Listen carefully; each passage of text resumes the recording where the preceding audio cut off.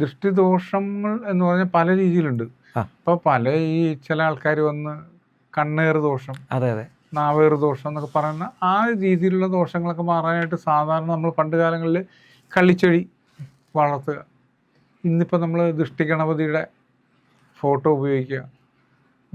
അതല്ലെങ്കിൽ നമുക്ക് ഇങ്ങോട്ട് വീട്ടിലേക്ക് അട്രാക്റ്റ് ചെയ്യാനായിട്ട് ധനലക്ഷ്മിയോ മഹാലക്ഷ്മിയൊക്കെ നമ്മൾ വീടിൻ്റെ ചില കോർണറുകളിലൊക്കെ വെച്ച് കൊടുക്കും.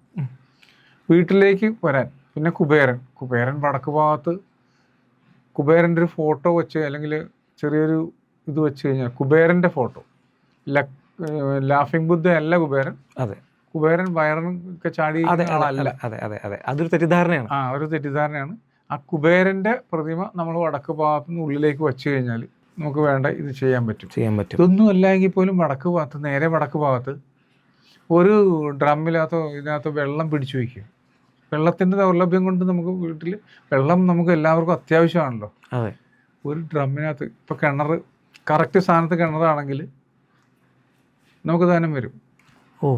വടക്ക് ഒരല്പം കിഴക്കോട്ട് മാറിയിട്ടുള്ള സ്ഥാനത്ത് അതിന് കിണറിൻ്റെ സ്ഥാനങ്ങളുണ്ട്. ആ സ്ഥാനത്താണെങ്കിൽ ഇപ്പോൾ ഗുരുവായൂരപ്പൻ കോടീശ്വരനാണ്. ഗുരുവായൂരപ്പൻ്റെ വടക്കുറ വലിയ കുളമല്ലേ.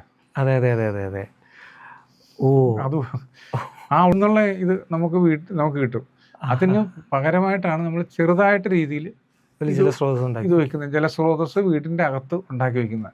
അഗ്നി കുറവുള്ളിടത്ത് നമ്മൾ തെക്ക് കിഴക്ക് ഭാഗത്തൊരു വിളക്ക് കത്തിച്ച് വെക്കാൻ പറയും.